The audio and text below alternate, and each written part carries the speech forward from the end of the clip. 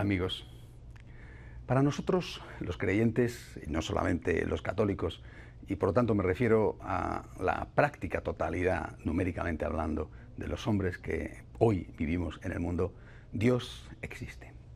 Dios es una realidad. Es una realidad además decisiva en nuestra vida. Es una realidad que marca nuestra existencia. No es lo mismo, ni mucho menos, creer en Dios que no creer en Dios. Dios existe.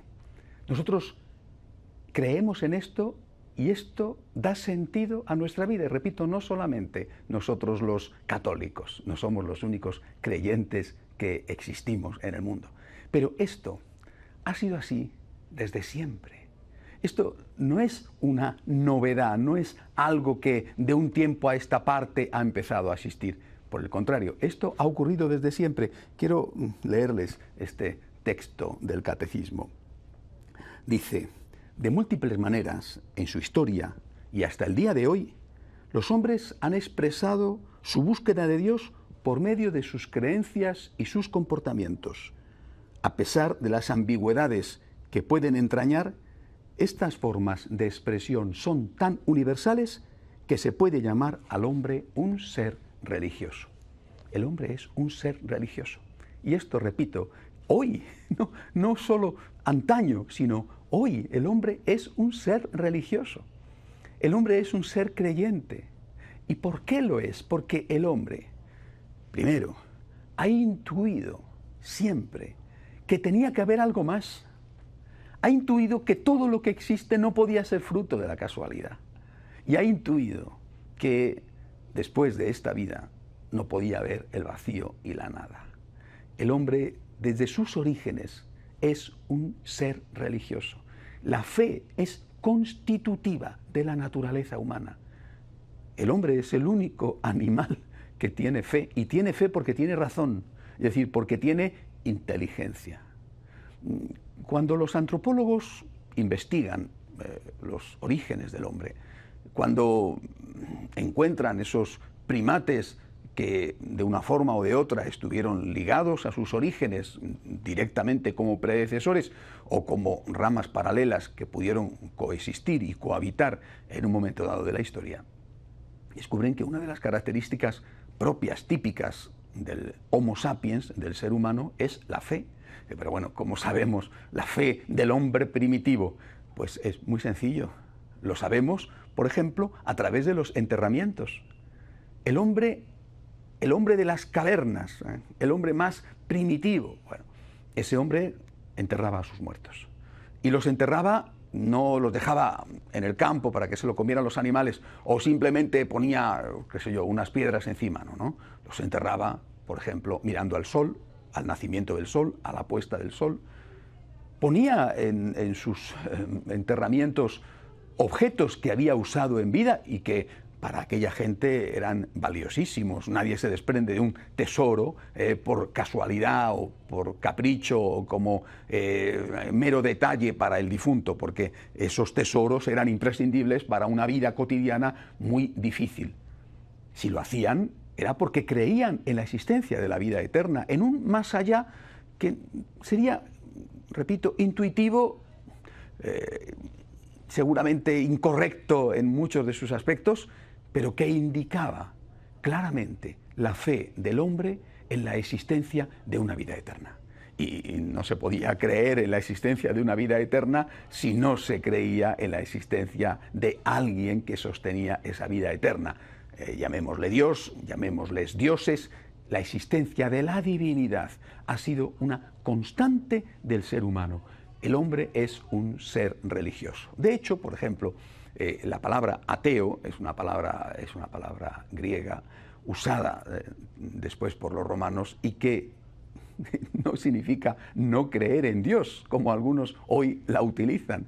Significa no creer en los dioses de los romanos. Es decir, para los romanos, nosotros los cristianos éramos ateos, porque no creíamos en sus dioses, no creíamos en Júpiter, o no creíamos en Venus, o no creíamos en Saturno. No, nosotros no creíamos en sus dioses y éramos ateos. No es que ellos dijeran, estos no creen en ningún dios, sino estos no creen en nuestros dioses. Es decir, nunca ha existido en la historia de la humanidad una cultura atea. ¿Se dan cuenta ustedes de la importancia que tiene esto? Alguno hoy en día lleno de soberbia realmente, porque otra no es la explicación, puede decir, es que aquellos eran unos ignorantes, aquellos eran unos torpes, se movían en las brumas de la falta de razón y de inteligencia. Me parece un acto de soberbia realmente hacer esta afirmación. Al contrario, creo que cuando toda la historia de la humanidad ha estado marcada por la religión, eso es algo que hay que tomárselo muy en serio. El hombre ha intuido que Dios existía y esta intuición le ha ayudado precisamente a organizar su vida de una manera o de otra, hasta el punto de que la palabra cultura viene de culto. Es decir, la relación con Dios, el culto dado a Dios, es lo que crea, lo que provoca, lo que engendra la cultura. Sin culto no habría cultura. Sin religión no habría habido nunca cultura. Insisto, no ha existido nunca en la historia una cultura atea.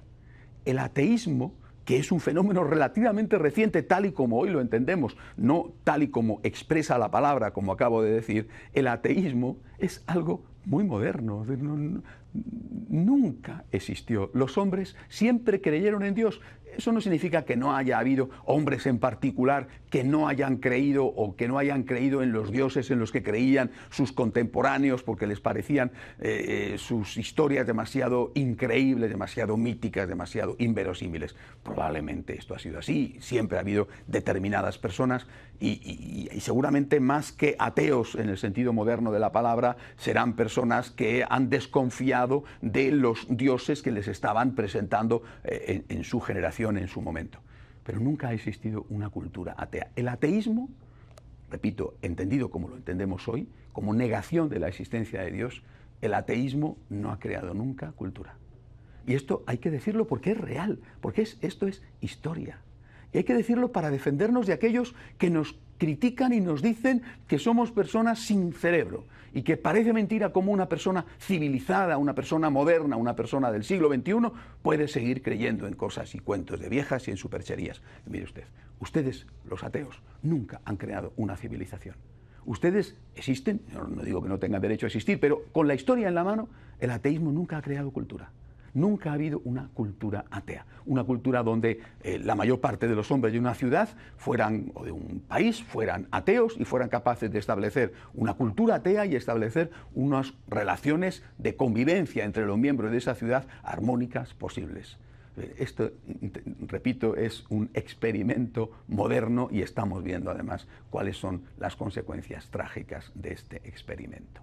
La existencia de Dios es para el hombre un elemento constitutivo de su vida. Es un ser religioso e intuye que tiene que haber alguien por encima de él. Cuando en aquel famoso episodio, ¿verdad?, de Moisés, cuando llega al desierto y se encuentra con la zarza que arde sin consumirse, le va a preguntar a esa divinidad, que todavía no sabía exactamente quién era, le va a preguntar su nombre. Y ahí le va a decir ese Dios, el Dios de Abraham, el Dios ya de sus mayores, le va a decir quién era, le va a decir, yo soy el que soy. Yo soy el que existo. Yo soy aquel que sostiene la existencia. Tu existencia como persona, la existencia de tu pueblo, la existencia de las cosas, la existencia de las galaxias, la existencia del mundo, se sostiene porque yo existo. Yo soy el que soy. Yo soy el que existo. Yo soy el único, le va a decir Dios a Moisés, el único que tiene en sí mismo la existencia. Y si no fuera por mí, tú y nada de todo lo demás existiría. Repito, esto marca nuestra vida. Este es un punto definitivo. Y por ahí es por donde yo quisiera comenzar estas reflexiones sobre la fe, haciendo este acto de fe y de alguna manera diciendo que no tenemos marcha atrás en este punto. No queremos tener marcha atrás, no podemos pasarnos la vida entera deshojando la margarita, creo, no creo, sí, no, sí, no. Digámosle al Señor, Señor, yo creo en ti. no solamente es mi intuición, que después va a venir corroborada, por ejemplo, por las enseñanzas de Jesucristo, por su historia, por su muerte, por su resurrección, y que va a ser una especie de garantía, de sello de autenticidad. Pero no solamente por eso, sino que porque lo intuyo, porque antes de mí lo han intuido todos los hombres, o la práctica totalidad de los hombres, y porque es mucho más lógico y mucho más racional creer que esto que tenemos no es fruto de la casualidad, que creer que sí es fruto de la casualidad. Por eso, después de decir esto, y después de pedirles que hagan este acto de fe y que digan, se ha acabado la duda, porque la duda me tiene en el aire, la duda me mortifica, la duda me paraliza, la duda me impide mirar hacia el futuro con paz. El ateísmo, o dicho de otra manera, la fe en la no existencia de Dios, porque el ateísmo es una fe, y por eso los ateos, muchos ateos son tan militantes, tan agresivos, y muchos son tan fanáticos, y nosotros padecemos las consecuencias, y lo son porque son hombres religiosos.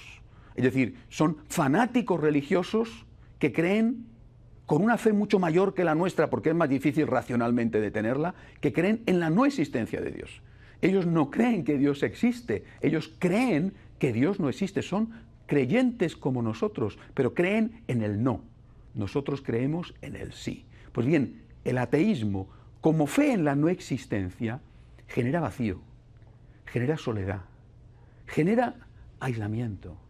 No tienes unos puntos de contacto con los demás, tú eres tú, porque incluso con el otro ateo, es decir, con el otro que como tú cree, como tú, en la no existencia de Dios, con el otro ateo tampoco tienes muchos puntos de contacto, tendrás algunos, pero a lo mejor el otro ateo es o tiene unos conceptos morales que son sus conceptos morales y que no son desde luego los mismos que los tuyos. Por lo tanto, repito, como primer elemento, queridos amigos, hagamos este acto de fe. Zanjemos esta cuestión de una vez para siempre. Después nos vamos a encontrar con las dudas de fe. Nos vamos a encontrar con la dificultad de unir nuestra fe en Dios con el silencio de Dios, de unir nuestra certeza en la existencia de Dios con las preguntas del por qué Dios permite determinadas cosas. Esto es verdad, esto va a venir después, pero empecemos por este punto. Señor, yo creo en ti. Y creo en ti porque me lo dice la razón, porque me lo dice la lógica, porque me lo dice el sentido común, porque me lo dice la intuición y porque creer en ti es algo que me ayuda muchísimo más que creer que tú no existes. Imagínense ustedes, pongamos el caso de que se muere un creyente, un católico, y que se muere un ateo, uno que cree que Dios no existe. El creyente ha intentado, con sus pecados, pero ha intentado durante toda su vida amar a Dios y ser coherente con su fe, amar al prójimo, ha tenido unas normas morales objetivas, no subjetivas, no las normas morales que él se quería imponer, las normas morales que estaban de moda, ha luchado, ha pecado sin duda, es un ser humano, se ha levantado, ha pedido perdón, ha vuelto a intentarlo, ha estado toda su vida en un camino de santificación por amor a ese Dios. Bueno, se muere. Pueden ocurrir dos cosas, y solo dos cosas. Existe Dios. Qué alegría, ¿verdad? Qué alegría tan grande para ese hombre que dice, acerté, opté por la fe en Dios y he intentado que mi vida fuera coherente con esa fe, me acojo ahora a la misericordia divina para que perdone mis pecados, pero qué alegría, acerté. Primera opción. Segunda opción, por el contrario, no hay nada. Ese hombre católico, ese hombre que ha intentado ser santo, ese hombre, no hay nada, no va a tener ni siquiera la oportunidad de decir, me equivoqué, porque es que si no hay nada, no hay nada. Mientras que, imagínense el ateo, ¿verdad? Ha vivido su vida con su moral, porque también los ateos tienen, cada ateo, mejor dicho, tiene su propia ética, coincidente en parte, mucho, en poco o en nada con la ética de otros ateos, pero cada uno tiene su ética. La ética, lo mismo que la fe, es constitutiva del ser humano. El ateo puede tener fe en que Dios no existe, pero mantiene una ética muchas veces de influjo cristiano. ¿Por qué? Pues porque en su casa seguramente la ha asimilado de niño. Bueno, el ateo ha vivido como ha vivido, se muere. Lo mismo que el católico. Y le pueden ocurrir al ateo dos cosas, exactamente igual que al católico. Primera, Dios sí que existe. Vaya, qué situación, ¿verdad?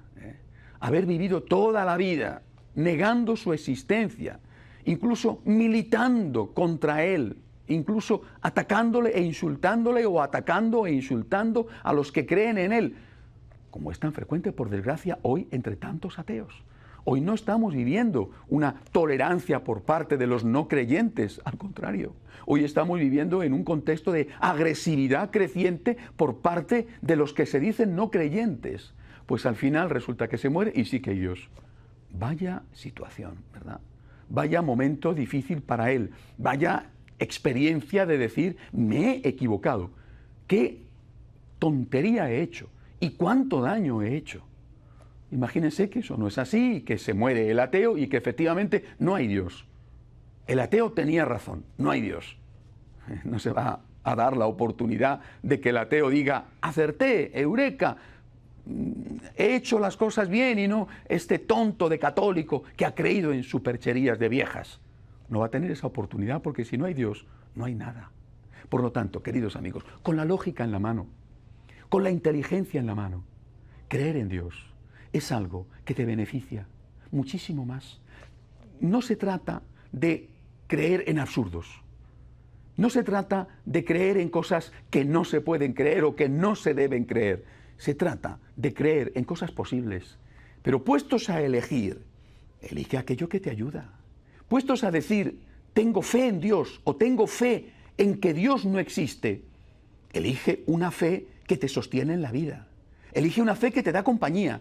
Elige una fe que te va a dar, por lo menos en el caso de nuestra fe, fuerza, que te va a dar misericordia, que te va a dar luz, que te va a decir esto está bien y esto está mal, que te va a decir si caes, no te preocupes, yo estoy aquí para levantarte porque te amo infinitamente.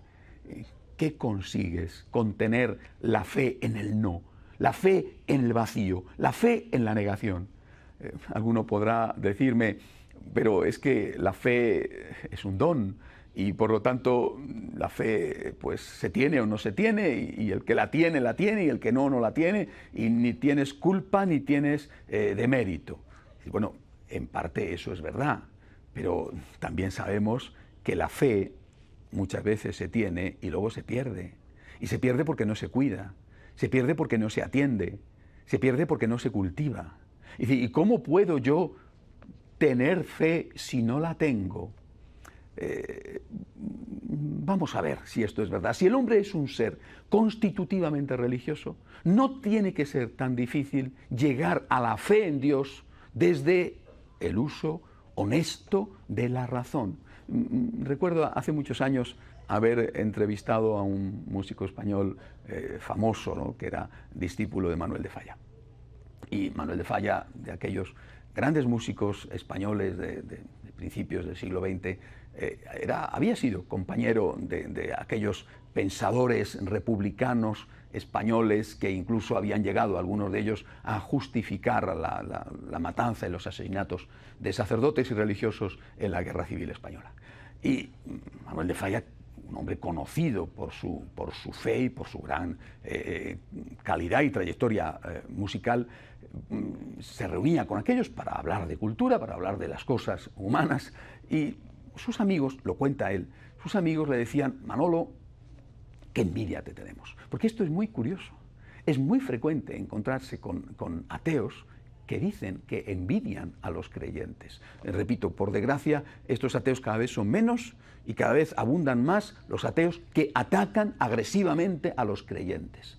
Pero, por lo menos en la época de Manuel de Falla y también hoy en día, existen estos ateos que envidian a los creyentes. Y aquellos le decían a Manuel de Falla, el gran músico español, le decían, Manolo, qué envidia te tenemos, cuánto nos gustaría tener fe, daríamos lo que fuera por tener fe, porque vemos que a ti la fe te da algo que nosotros no tenemos, que nosotros necesitamos, que nos gustaría tener y no tenemos esa fe, Manolo. ¿Qué podríamos hacer? Y Manuel de Falla contestaba, pues es muy fácil, empieza por ir a misa. Y le decían, pero hombre Manolo, ¿cómo vamos a ir a misa? Aquella misa delante del concilio, todo en latín. ¿Cómo vamos a ir a misa si no tenemos fe? Es decir, si no tengo fe, ¿por qué voy a ir a misa? Y Manuel de Falla les respondía y les decía, no, estás equivocado. Primero hay que empezar con la práctica y después viene la fe.